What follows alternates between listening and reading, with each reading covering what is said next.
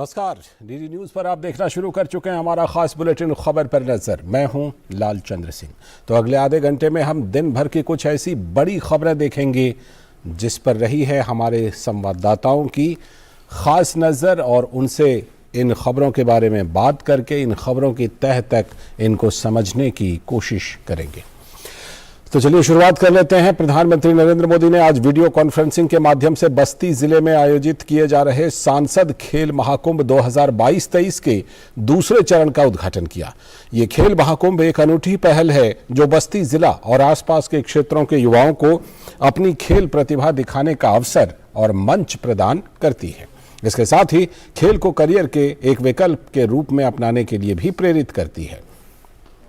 यह क्षेत्र के युवाओं में अनुशासन, टीम भावना, स्वस्थ प्रतिस्पर्धा, आत्मविश्वास और राष्ट्रवाद की भावना पैदा करने का भी प्रयास करता है। और प्रधानमंत्री ने कार्यक्रम को संबोधित करते हुए खिलाड़ियों की जमकर सराहना की। प्रधानमंत्री ने कहा कि एक खिलाड़ी के लिए उसका खेल एक साधना और तपस्या है जिसमें वो अपने आप को तपाता है। ये हमारी बस्ती महर्षि वशिष्ठ की पावन धरती है। श्रम और साधना, तप और त्याग की धरती है। और एक खिलाड़ी के लिए उसका खेल भी एक साधना ही है, एक तपस्या है, और जिसमें वो अपने आप को तपाता रहता है। और सफल खिलाड़ी का फोकस भी बहुत सटीक होता है, और तब जाकर के एक के बाद एक नए नए पड़ाव पर विजयश्री प्राप्त करता हुआ वो आगे बढ़ता है, सिद्धि हासिल करती है।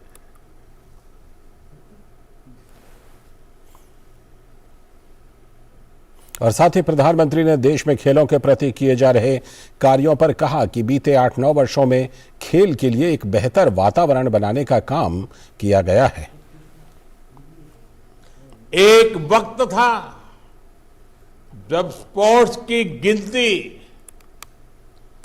एक्स्ट्रा करिकुलर एक्टिविटी के तौर पर हुआ करती थी, यानी इसे पढ़ाई से अलग केवल टाइम पास का जरिया समझा जाता था।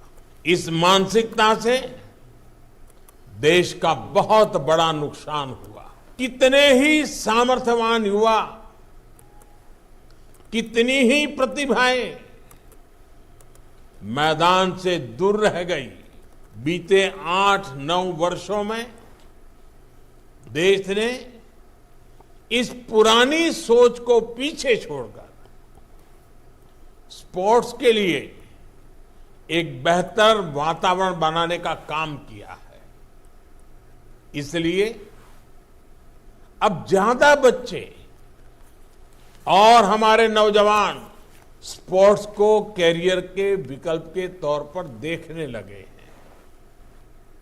और प्रधानमंत्री ने कहा कि आज का नया भारत स्पोर्ट्स सेक्टर के सामने मौजूद हर चुनौती के समाधान का भी प्रयास कर रहा है। आज का नया भारत स्पोर्ट्स सेक्टर के सामने मौजूद हर चुनौती के समाधान का भी प्रयास कर रहा है। हमारे खिलाड़ियों के पास पर्याप्त संसाधन हो, ट्रेनिंग हो, टेक्निकल नॉलेज हो, इंटरनेशनल एक्सपोजर हो, उनके चयन में पारदर्शिता हो, इन सभी पर जोर दिया जा रहा है। आज बस्ती और ऐसे ही दूसरे जिलों में खेलों से जुड़े इंफ्रास्ट्रक्चर तैयार किए जा रहे हैं, स्टेडियम बनाए जा रहे हैं, कोचेज की व्यवस्था की जा रही है। देश भर में 1000 से ज्यादा खेलो इंडिया डिस्ट्रिक्ट सेंटर्स भी बनाए जा रहे हैं। हमारे संवाददाता विकास सिंह जुड़ चुके हैं हमसे इस खबर पर और ज़्यादा जानकारी देने के लिए। विकास, जिस तरह से कि आज बस्ती में सांसद खेल महाकुंभ का ये आयोजन और प्रधानमंत्री ने अपना संबोधन दिया, मोटे तौर पर इसके तहत क्या क्या आयोजन होना है विकास इस खेल महाकुंभ में? जी बिल्कुल, इस 10 दिवसीय खेल महाकुंभ में विभिन्न खेलों के आयोजन होंगे। सभी प्रकार के खेल होंगे, cricket, football, kho kho, kabaddi, basketball, volleyball. इसके साथ ही साथ एक विशेष आयोजन भी है छात्र छात्राओं के लिए, चित्रकला और निबंध प्रतियोगिता का भी आयोजन किया गया इसमें। तो ये बिल्कुल 10 दिवसीय जो खेल महाकुंभ है, कहीं ना कहीं ग्रामीण क्षेत्र के जो छुपी हुई प्रतिभाएं हैं उनको निखारने के लिए एक बड़ा मंच साबित हो रहा है। और हमने देखा इसके जो पहले चरण में लगभग 60,000 लोगों ने इसमें भाग लिया और इसके बाद इन 10 दिनों में लगभग 40 से 60,000 लोग इसमें भाग लेंगे। तो ये अपने आप में एक चीज दर्शाता है लालचंद, हम देखते थे जिस चीज का प्रधानमंत्री ने जिक्र किया कि सबसे पहले ये कहा जाता था, लोगों में एक धारणा बन गई थी अभिभावकों में कि अपने बच्चे को खेलने नहीं देते थे ज्यादा। आमतौर पर अगर बड़े शहरों की बात छोड़ दे तो वो कहते थे सिर्फ पढ़ाई पढ़ाई सिर्फ पढ़ाई। लेकिन अब माहौल बदला है, जिस तरीके से खिलाड़ियों का सम्मान हुआ है, जिस तरीके से खेल का सम्मान हुआ है, उस तरीके से अब सोच बदली है। अब युवा इसे अपने कैरियर के विकल्प के रूप में ले रहे हैं और जिस तरीके से मेहनत कर रहे हैं, हमने देखा लगातार प्रदेश के सभी जनपद के सभी गांवों में खेल के मैदान बनाने की बात कही जा रही है, प्रत्येक जनपद में स्टेडियम की बात कही जा रही है। इसके साथ साथ जो ट्रेनर हैं, जो कोच है, जो उनको ट्रेनिंग कराएंगे और इसके बाद जो बच्चा किसी क्षेत्र में अपनी प्रतिभा दिखाता है तो उसको आगे ले जाने के लिए उसके लिए विशेष प्रशिक्षण की व्यवस्था होती है। इन सभी चीजों को अब ध्यान दिया जा रहा है। खेलो इंडिया की जो मुहिम है वो अब रंग ला चुकी है। अब जो छोटे छोटे बच्चे जो है उसकी तरफ रुख कर रहे हैं। सबसे बड़ी बात लालचंद, अगर इस खेल महाकुंभ, सांसद खेल महाकुंभ की आयोजन की बात करते हैं तो जो सुदूर गांव में बैठा बच्चा है वो खेल से जुड़ चुकेगा। हम देखते थे बड़े बड़े महानगरों में जो स्पोर्ट कॉलेज के बच्चे ही आगे चल के निकल पाते थे, उन्हीं का जो एक विशेष ध्यान रहता था लोगों का। लेकिन जब बेसिक स्तर पर प्राइमरी स्कूल और बेसिक स्कूल के बच्चे, कमजोर तबके के बच्चे, प्रतिभा किसी की मोहताज नहीं होती, प्रतिभा अमीर गरीब सबके पास होती है। तो उन सामान्य लोगों के, सामान्य घरों के, अंतिम पायदान के रहने वाले परिवार के बच्चों को भी स्पोर्ट में बेहतर अवसर मिलेंगे, इसके लिए काम किया जा रहा है। इसके लिए ये खेल महाकुंभ बहुत ही बड़ा मंच साबित हो रहा है। विकास, हम ये चाहेंगे कि निश्चित तौर पर इस आयोजन की जितनी भी प्रशंसा की जाए कम है। मैं चाहता हूं कि जरा आप वहां के सांसद के बारे में और उनके इस प्रयास के बैकग्राउंड के बारे में, पृष्ठभूमि के बारे में बताएं कि कब से इसका आयोजन हो रहा है बस्ती में, क्योंकि ऐसा आयोजन तो हर जिले में होना चाहिए। जी बिल्कुल, ये आयोजन 1 वर्ष पूर्व 2021 में किया गया था। तब इसका उद्घाटन अमित शाह जी ने किया था और इसके बाद ये आयोजन फिर से दोबारा किया गया। इससे पहले इसके प्रथम चरण का खेल दिसंबर माह में खेले गए थे और अब 18 जनवरी से 10 दिवसीय फिर से खेल महाकुंभ का आयोजन किया गया है, जिसका शुभारंभ आज प्रधानमंत्री नरेंद्र मोदी के हाथों हुआ है। और इन आने वाले 10 दिनों में समस्त जितनी प्रतिभाएं हैं, अपने जिस क्षेत्र में वो पार्टिसिपेशन करना चाहती हैं, उनको वहां विशेष मौका मिलेगा। उसके बाद इसके अगले चरण में जो बच्चे चिन्हित होकर आए हैं, सबसे पहले इनमें वो बच्चे अब दूसरे चरण में आए हुए हैं जो गांव स्तर पर, ब्लॉक स्तर पर जीत के आए हुए हैं। अब यहाँ पर उनका जो चयन होगा, इसके बाद इसके ऊपर के स्तर पर उनको जाने का मौका मिलेगा। और यही सबसे बड़ी बात होती है कि नीचे से ऊपर तक किस तरीके से बच्चा पहुंच सकता है। यही आयोजन इसमें सबसे सफल साबित होता है लोगों की पहचान कराने में। आमतौर पर सुदूर गांव तक लोगों की नजर नहीं जाती, लेकिन ऐसे आयोजनों से सीधी नजर उनकी प्रतिभा पे जाएगी कि उनकी प्रतिभा, उनकी क्षमता। और लोग, खासतौर से हम बच्चों की लालचंद इसमें बात जिक्र करना चाहेंगे कि जिस तरीके से खिलाड़ियों की पहचान होगी, एक बड़ा मंच साबित होगा। लेकिन जो भी बच्चा है, जो प्रतिभा करेगा, वो भी अपनी अंदर की क्षमताओं को बढ़ाएगा, वो आगे बढ़ना चाहेगा, कोशिश करेगा। और कोशिश करना एक बड़ी बात होती है। जब आप खेलेंगे तो स्वस्थ रहेंगे, हार जीत अलग तो है ही है, लेकिन उसके साथ साथ आप स्वस्थ रहेंगे, स्वस्थ इंडिया की तरफ भी एक मुहिम ले जाएगी खेलो इंडिया। बिल्कुल बिल्कुल, बहुत बहुत धन्यवाद, शुक्रिया जुड़ने के लिए विकास और इस खबर पर जानकारी देने के लिए। और इसी के साथ वक्त आ गया एक ब्रेक का, और ब्रेक के बाद जब लौटेंगे तो रुख करेंगे कुछ और बड़ी खबरों का। परीक्षा यानी रिजल्ट, एडमिशन, करियर और सक्सेस का प्रेशर। इस स्ट्रेस को मैनेज करने क्यों ना ले प्रधानमंत्री नरेंद्र मोदी जी से मोटिवेशन। अगर आपको फोकस करना है तो पहले डीप फोकस होना सीख लीजिए। सिर्फ परीक्षा के अंक ही जिंदगी नहीं है। हर साल की तरह इस साल भी प्रधानमंत्री जी करेंगे विद्यार्थियों से सीधा संवाद और बढ़ाएंगे एग्जाम वॉरियर्स का हौसला। परीक्षा पे चर्चा 2023 देखिए डीडी न्यूज और सभी सोशल मीडिया प्लेटफॉर्म्स पर 27 जनवरी सुबह 11 बजे से। हाँ, जैसे सही वजन से ग्राहक होते हैं खुश, वैसे ही सही सुरक्षा से परिवार होता है कल की चिंता से मुक्त। इसलिए मेरी मानो, आज ही जुड़िए प्रधानमंत्री जीवन ज्योति बीमा योजना और प्रधानमंत्री सुरक्षा बीमा योजना से, जो देती हैं 2-2 लाख रुपए का बीमा। दिखाइए समझदारी, निभाइए जिम्मेदारी। आज ही अपनी नजदीकी बैंक शाखा या डाकघर जाकर इन योजनाओं से जुड़ें। ब्रेक के बाद एक बार फिर से आपका स्वागत है। डीडी न्यूज पर आप देख रहे हैं खास बुलेटिन खबर पर नजर। अब एक और बड़ी खबर पर डालते हैं नजर। चुनाव आयोग ने 3 राज्यों त्रिपुरा, नागालैंड और मेघालय में चुनाव की तारीखों की घोषणा कर दी है। चुनाव आयोग ने आज एक संवाददाता सम्मेलन में तीनों राज्यों में होने वाले चुनाव की जानकारी दी। त्रिपुरा में 16 फरवरी को वोट डाले जाएंगे, जबकि मेघालय और नागालैंड में 27 फरवरी को चुनाव होंगे।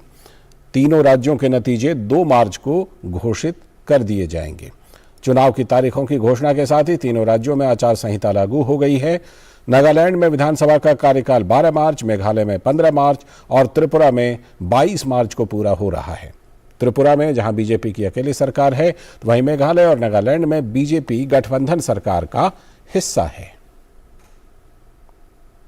The date of issue of notification in case of Tripura would be January 21 and last date of making nominations January 30. Meghalaya and Nagaland would have it on 31st January and thereafter both of them have the poll together. The date of poll would be February 16th in case of Tripura and February 27th. So we are finishing all the polling in the February 27th, within February itself. Rishi Kumar हमारे संवाददाता जुड़ चुके हैं इस खबर पर और ज्यादा जानकारी देने के लिए। ऋषि, जिस तरह से 3 पूर्वोत्तर राज्यों का ये चुनाव होना है, कार्यक्रमों के बारे में तो हमने सुना कि क्या क्या कार्यक्रम है, कितने तारीख को मतदान होना है और 2 मार्च को नतीजे होने हैं, लेकिन इन 3 राज्यों के चुनाव के लिए क्या इलेक्शन कमीशन की तरफ से कुछ अलग, कुछ विशेष व्यवस्था देखने को मिलेगी? देखिए लालचंद, जहाँ तक इन 3 राज्यों में जो अलग व्यवस्था की बात है, तो आयोग हर समय कुछ न कुछ ऐसे प्रयास जरूर करता है कि किसी भी नए चुनाव में जाने से पहले वो कुछ नए तकनीकी चीजों को शामिल करता है। हमने देखा है पहले तमाम ऐप उन्होंने बनाई जिसमें कि सी विजिल ऐप से लेकर तमाम चीजें शामिल की गई। और अगर पिछले चुनाव के दौरान देखें जो कि गुजरात में और हिमाचल में हुआ, उसी में जो नई बात जोड़ी गई थी वो ये थी कि जो 17 वर्ष जो युवा पूरे कर चुके हैं उनको एडवांस रूप में वो अपने वोटर लिस्ट में शामिल होने के लिए एप्लीकेशन दे सकते थे। इसको इन 3 राज्यों में फिर से शामिल किया गया है, यानी कि ये दूसरी बार ऐसा होगा कि कोई भी युवा अगर वोट डालेगा तो वो इस आधार पर डालने में सक्षम हो जाएगा कि उसे पहले से ही एप्लीकेशन लगाने का अधिकार मिल गया था और जैसे ही उसकी 18 वर्ष पूरी हुई और उसको वोटर राइट मिल गया और उसने वोट इस बार डालने का उसको मौका मिलेगा। तो ये जो पहला पक्ष है वो यही है। और इसमें आपने जिस तरीके से रेखांकित किया है कि जो युवा हैं उनकी भागीदारी, पार्टिसिपेशन बढ़ाए जाने को लेकर जो नई बात इसमें यह है कि जो पूरे के पूरे पूर्वोत्तर का मसला है उसमें जो महिलाओं की जो भागीदारी होती है खासतौर से वोटर टर्नआउट को लेकर वो पुरुषों से ज्यादा होती है। इस बात को आज चुनाव आयोग ने बहुत शिद्दत से रेखांकित किया कि ये बात पूरे देश को बताई जानी चाहिए कि ऐसे इलाके जहां पर महिलाओं का टर्नआउट ज्यादा होता है और वहां पर जो महिलाओं का जो मतदाता सूची में जो उनकी संख्या है वो भी ज्यादा है, क्योंकि कहीं ना कहीं जो वुमेन एम्पावरमेंट है उसका जिक्र उन्होंने अपनी प्रेस कॉन्फ्रेंस में किया और साथ ही साथ ये भी कहा कि युवाओं के माध्यम से और महिलाओं के माध्यम से जो वोटिंग प्रोसेस है उसको संपन्न कराने का जो काम है उसमें उन्हें प्राथमिकता दी जाएगी और कोशिश होगी कि जो युवा कर्मी है मतदान के दौरान उनको ज्यादा से ज्यादा लगाया जाए। ठीक है ऋषि, थोड़ी सी राजनीतिक बात भी कर लेते हैं। भारतीय जनता पार्टी की एक राज्य में सरकार है, 2 राज्यों में गठबंधन का हिस्सा है, तो भारतीय जनता पार्टी के लिहाज से तो अहम है ही तीनों राज्यों के चुनाव। और कौन कौन सी पार्टियों के लिए इस चुनाव को अहम कहा जा सकता है तीनों राज्यों में? देखिए लालचंद, जहां तक यहाँ अगर हम चुनाव को देखें तो पिछले 8 वर्ष से अधिक समय में जब से भारतीय जनता पार्टी की केंद्र में सरकार आई, उसके बाद जो उसका पूरा विस्तार अगर हम देखें नॉर्थ ईस्ट में हुआ, 7 ऐसे राज्य हैं जहां पर भारतीय जनता पार्टी या तो खुद या अपने किसी सहयोगी के साथ मिलकर सरकार बनी है जी। और ये जो मिलकर सरकार बनाने की जो कवायद भारतीय जनता पार्टी ने की है, वो वहां की जो स्थानीय जो बड़े दल हैं, जो राज्य में उनकी जगह है और मतदाताओं में उनकी पकड़ है, उनके साथ मिलकर बनाया, चाहे वो मेघालय हो या फिर नागालैंड हो। इन दोनों ही राज्यों में जो स्थानीय पार्टी है उसके साथ उन्होंने गठबंधन किया है और ये सुनिश्चित किया है कि वो उस सरकार में भी हो। अगर हम देखें तो नागालैंड में उप मुख्यमंत्री उनके पास है। इस तरीके से जो पूरी की पूरी जो कवायद है, इसमें भारतीय जनता पार्टी की कोशिश इस चुनाव में कम से कम मैं कह सकता हूं कि त्रिपुरा में तो यही होगी कि वो एक अपनी दमखम पे जो उन्होंने पिछली बार एक सरप्राइज दिया था पूरे भारत देश में, एक तरीके से त्रिपुरा में जब भारतीय जनता पार्टी की सरकार बनी थी, क्योंकि वहां पर लंबे समय से जो लेफ्ट सरकार थी उसको भारतीय जनता पार्टी ने रिप्लेस किया था। और लेफ्ट को रिप्लेस करने का जो प्रोसेस है, या तो टीएमसी ने किया है बंगाल में या फिर यूडीएफ के नाम पर केरल में चलता रहता है। बिल्कुल, तो ये जो बड़ा एक शॉकिंग एलिमेंट था पॉलिटिक्स में, उसको भारतीय जनता पार्टी की पूरी कोशिश है कि वो उसको जारी रखेगी। अब बात आती है कि और राजनीतिक पार्टी जिसमें कांग्रेस, जो कि दावा बिल्कुल उनका भी दमखम हुआ करता था, उनके लिए कोशिशें क्या है, क्योंकि उसकी कोई खास पहल अभी दिखाई देती नहीं है। जहां तक है मेघालय में अलायंस को लेकर स्थितियां बनती हैं तो कांग्रेस वहां पर प्रयास कर सकती है और कर भी रही होगी जी। लेकिन त्रिपुरा में अगर हम देखें तो टीएमसी है, टीएमसी ने अपने आप को विस्तारित करने की कोशिश की है। तो वहीं पर जो स्थानीय एक और दल है जिसने कि वहां पर पिछली बार भारतीय जनता पार्टी के साथ मिलकर अपनी बात रखी थी और वो अलायंस में थे, अब वो अलग से अपना राजनीतिक दल बना के आगे बढ़ना चाहते हैं। तो वहां की स्थानीय राजनीति है और बीजेपी, ये एक कोर इशू है मुझे लगता है वहां की पॉलिटिक्स। ठीक है, और सीपीएम तो है ही, जाहिर सी बात है कि लंबे समय तक वो सत्ता में रही है। बहुत बहुत शुक्रिया ऋषि जुड़ने के लिए और चर्चा करने के लिए। और अब बढ़ते हैं एक और बड़ी खबर की तरफ, और ये बड़ी खबर है कि केरल की राजधानी तिरुवनंतपुरम में आज G20 सदस्य देशों के बीच एक अहम बैठक चल रही है। 20 जनवरी तक चलने वाली इस बैठक में हेल्थ वर्किंग ग्रुप स्वास्थ्य से जुड़े मसलों पर विचार विमर्श कर रहा है। आज 2 सेशन हो रहे हैं। पहले सेशन में हेल्थ इमरजेंसी को लेकर तैयारियों पर चर्चा हो रही है। भविष्य में किसी भी हेल्थ इमरजेंसी से कैसे बचा जाए, उसके प्रति क्या रिस्पॉन्स हो और कैसी तैयारियां हों, ये चर्चा के मुख्य विषय हैं। तो वहीं दूसरे सेशन में फार्मास्यूटिकल सेक्टर में सहयोग को सुदृढ़ करने पर विचार विमर्श होगा, जिसमें कुछ महत्वपूर्ण बिंदुओं पर ध्यान दिया जाएगा कि कैसे वैक्सीन, दवाएं, डायग्नोस्टिक्स सही कीमत पर सभी को उपलब्ध हों। और इसके बाद आज शाम डेलीगेट केरल के पारंपरिक खान पान और संस्कृति से भी रूबरू होने वाले हैं। और G20 हेल्थ वर्किंग ग्रुप की बैठक के पहले दिन विदेश राज्य मंत्री वी मुरलीधरन ने उद्घाटन सत्र को संबोधित किया और कहा कि भारत विश्व बंधुत्व की भावना से ओतप्रोत है। उन्होंने कहा कि आयुर्वेद विश्व की प्राचीनतम चिकित्सा प्रणालियों में से एक है और G20 देशों के प्रतिनिधि उसी भूमि पर हैं जहां आयुर्वेद की उत्पत्ति हुई है। बैठक स्थल पर एक प्रदर्शनी भी लगाई गई, जिसमें स्वास्थ्य राज्य मंत्री डॉक्टर प्रवीण पवार और विदेश राज्य मंत्री बी मुरलीधरन समेत कई मंत्रियों ने शिरकत की और इस प्रदर्शनी का निरीक्षण किया। You are in a land where Ayurveda originated and practiced in its purest form extensively.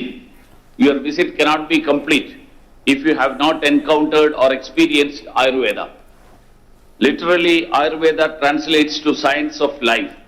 The practice of Ayurveda includes use of herbal medicines, massage therapy, and dietary changes to maintain or restore perfect balance in the body.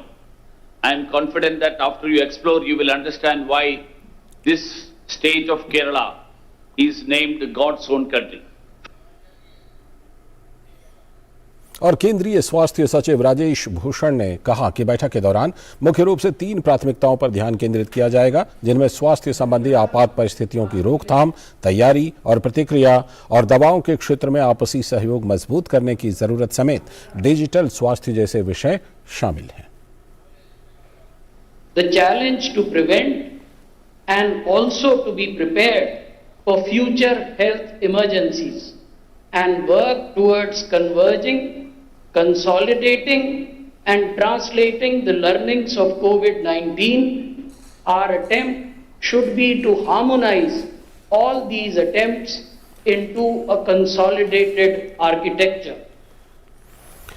Nitendra Singh हमारे संवाददाता जुड़ चुके हैं इस बैठक के बारे में और जानकारी देने के लिए, जो खुद वहीं पर तिरुवनंतपुरम में मौजूद है। नितेंद्र, ऐसा लगता है कि जो विषय तय किए गए हैं उसमें कहीं ना कहीं ये दिखाई पड़ रहा है कि जो कोरोना का तजुर्बा रहा है, कोविड का जो तजुर्बा रहा है, 100 साल से भी ज्यादा समय के बाद इस तरह की महामारी आई थी, उसको लेकर के विषय तय किए गए हैं। ऐसा लगता है कि किस तरह ऐसी आपात स्थितियों से निपटें, फिर दवाई और वैक्सीन बनाने में कैसे G20 के देश आपस में सहयोग करें।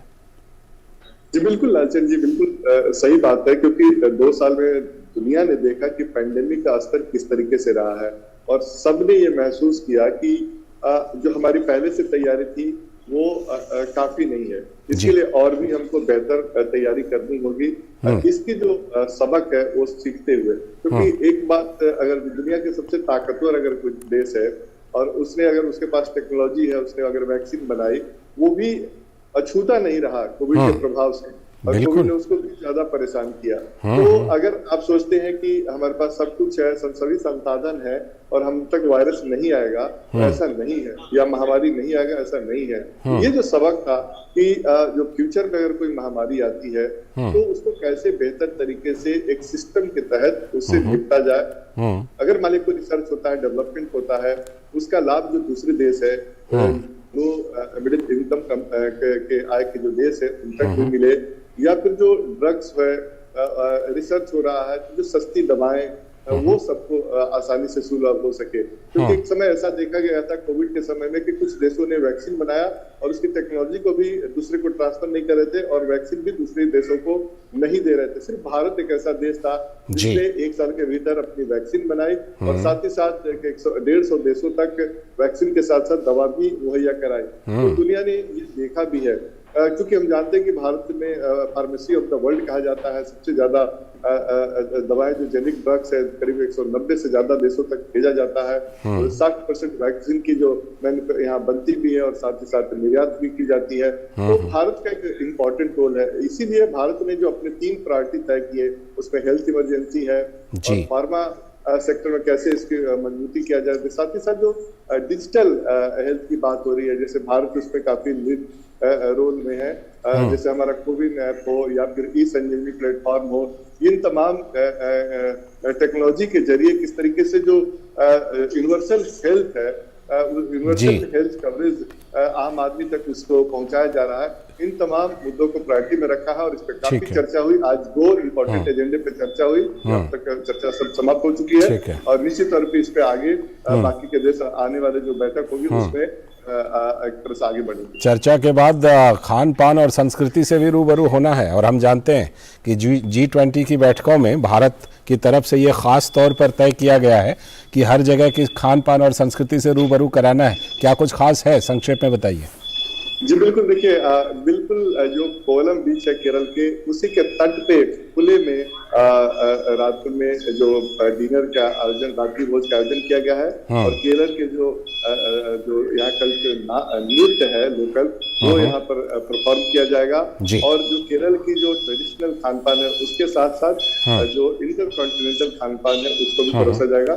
शेफ ने बहुत अच्छी तैयारी की है। मिलेट्स, हम कह रहे हैं कि चूंकि ये साल मिलेट्स का है और मिलेट्स के जो रागी से रिलेटेड हो या फिर बाजरे का खिचड़ी हो, तमाम चीजों को भी परोसा जा रहा है। तो निश्चित तौर पे आज जो हमारे मेहमान है उसका आपने भी दिन भर बहुत मेहनत की है, तो आप भी जरूर इसका लुत्फ उठाएं। बहुत बहुत शुक्रिया जुड़ने के लिए नितेंद्र। तो हमारे संवाददाता नितेंद्र जुड़े थे और G20 स्वास्थ्य कार्य समूह की बैठक के बारे में जानकारी दे रहे थे। और इसी के साथ खबर पर नजर में आज के लिए इतना ही। पूरी टीम को दीजिए अनुमति, लेकिन DD न्यूज पर खबरों और कार्यक्रमों का सिलसिला लगातार जारी है। नमस्कार।